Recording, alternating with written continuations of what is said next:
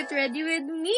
Dahil ako yung manonood ng PBA. This is the first time na mag-watch ako ng PBA. So yeah, get ready with me and mag-ayos ako. And this is my hobby. Diba? Mukha siyang sugar daddy.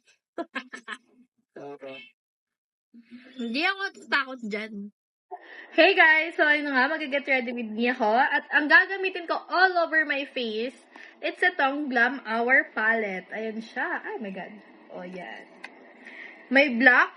Ito yung black. Gagamitin ko siya for my eyebrow because ang ginagamit ko talaga pang color ng eyebrow ko, it's color black. And meron dito pang contour, may pang eyeshadow, and of course, may pang blush. Talagang all-in-one palette nga siya, sabi nung kanilang CEO. So yeah, let's try this out! Yeah. Papakita ko sa inyo kung paano ko siya gamitin. And I love palettes, guys. You know, all of my friends know na mahilig ako sa palette and I love palette. Kaya tuwang-tuwa ako nung una nilang ni-launch is palette. Kasi sobrang bihira nun sa mga brands na mag-launch agad ng palette. Kasi sobrang gastos ng ganito and mahal ang costing and everywhere. Actually, for 1,450 or 90 pesos, murang palette na yon kasi guys, yung mga palette na nabibili ko, it's sobrang mahal niya and actually sa US pa ako bumibili ng mga palette talaga. But yeah, and now meron ng mga ganito ka-elegant na palette. So, yeah, let's try these things out. Cause girl, why not? But first, guys, mag-skincare muna ako. Hindi ko na sa inyo papakita yung skincare routine ko kasi nakita nyo naman na many times sa akin get ready with me. So, yeah, mag-skincare lang ako and babalik ako kapag mag-eyebrow na ako, yung mga start na ng makeup. Huh? So guys, matalagay muna ako ng lashes ko and ang gagamitin ko eyelash. And sana for this time, kumapit siya and malagay ko siya ng maayos kasi sayang gawin this is eyelash. And yeah, sobrang gaan na nito kaya sana talaga makabit ko siya. Ang hirap kasi pag mag-isa lang. Hindi ko siya kaya ikabit sa sarili ko kapag mag-isa lang ako. So ayun, sana makabit ko siya. And yung gagamitin ko is fake to. Ayan. Okay guys, tapos na yung lashes ko. Ang tagal ko siya kinabit. But anyway, mas madali ikabit sa eyelash kaysa sa pro. Kaya pala siya nakalagay na pro kasi talagang pang pro lang talaga siya. Pero yung eyelash in fairness nakabit ko siya agad. Pero hindi din ng kabila. Sakto lang. So now, let's start makeup. Tapos na ako mag-sunscreen. Magpa-primer na ako gamit tong e.l.f. Nakita nyo naman on how I put my primer. Very easy. Very demure. Ganyan lang. So now guys, gumamit ako nitong e.l.f. Halo Glow Filter. Ayan. Famous to ngayon sa lahat ng social media platform. Bawal kasi diba magsabi. So yeah. Blend lang. Of course, blending, it's the key para magkaroon ka ng magandang makeup. Magkikilay muna ako gamit tong fluff. Ito yung brow mascara. I-mascara ko muna bago ko gamitin yung Glam Hour palette na color. Yung black doon. Ano bang shade? Ano bang name nun? Wait, I'll check it out. Diba? Actually, kahit ayun nga lang, pero gagamitin ko to for the sake ng palette. Itong gagamitin ko in the shade of Ego, yung color black nila. Basain ko lang to gamit itong Mariba Desco na setting spray, ganyan. Para kumapit. Yung powder. Kasi powder. Okay. In fairness, maganda yung powder, parang pino. Parang ganon. Kilay tayo, ayan. Ginamit ko yung color black. Pampabigay lang ng kulay.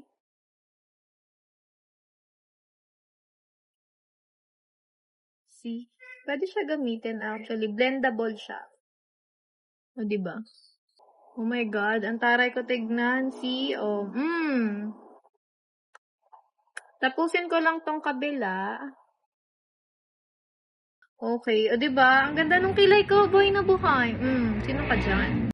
Nakapagkilay na ako, guys. Foundation tayo. Ang gagamitin kong foundation. At ang aking favorite as of the moment is from Maybelline. Hindi ko alam, pero favorite ko siya ngayon. Siya ang paborito ko ngayong month. And foundation brush, of course. Where's the foundation brush? Asa na siya? Saan na yun? Nawala. Kaloka.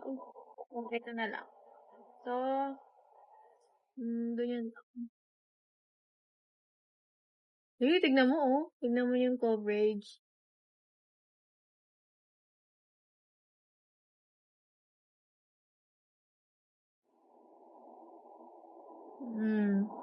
Diba? Tapusin ko lang tong foundation na to.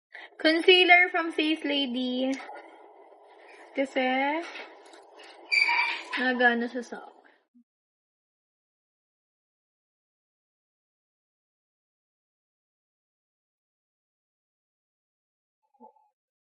And then, Mario Badescu. Nabilisan na to kasi nagagalit na yung asawa ko. Let it sit like a second. And then, blend ko lang. Gamit tong blending brush ng concealer. So, gaya nga sabi ko sa inyo, kakaiba tong brush na, etong ano na to, sponge na to. So, ito yung gagamitin ko, pang pino pa. Para mas kumapit pa yung makeup. Ayan. Oh, look at that. Kines, oh. Flawless. So, after that, isiset ko siya gamit tong Face Lady Powder. And itong mahiwagang puff. Nang napakaganda. Tignan nyo naman. We'll see. So we need to go. Yeah, wait. Give me 5 minutes and I'm done. What?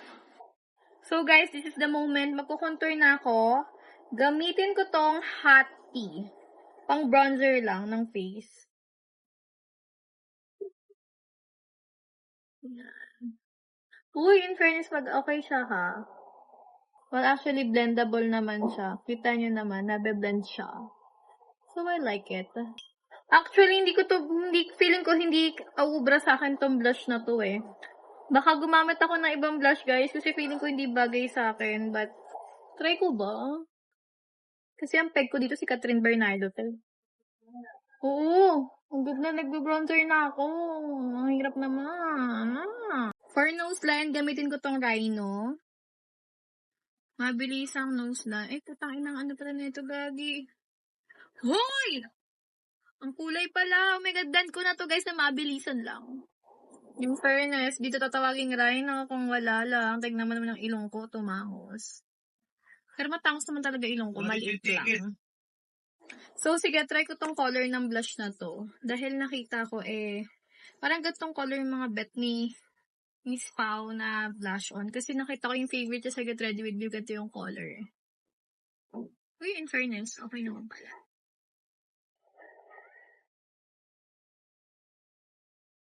Madadali na ako. Nagulat yung asawa ko. Okay. And eyeshadow. Very minimal eyeshadow lang. So, for eyeshadow, si Hot Tea. Yan lang. Diba? Pambuhay lang. Tapos, konting shimmer.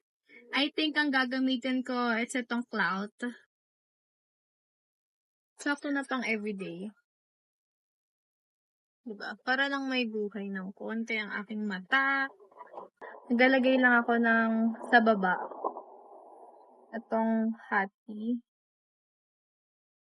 And yeah, girl, I'm done! Highlighter lang pala from Rare Beauty, of course. Hindi ko na kaya ibahin. Talagang Rare Beauty tayo. Rare Beauty fan ko. Sa ilong. Ayan na siya.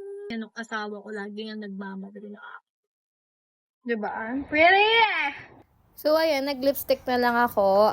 Ang gagamitin ko dyan is lip liner from Vice Cosmetics. Ang ganda, napaka-long lasting ng lip liner nila.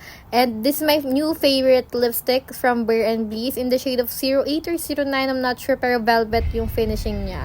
So, nag-shabil na lang ako as my setting spray. Ayan, ang ganda ng shabil. Long lasting talaga. And then, Mario Badescu for glowing effect lang na facial spray. Oh, look at that. So fresh. Uy, in fairness, ang ganda ng blush on. And this is my makeup. Madalian kasi itong isang to, inaaway na ako. Yun. Ganda ko. Para ka nga nag-take your time. O, diba? Manonood lang ako ng basketball nito. Ganda!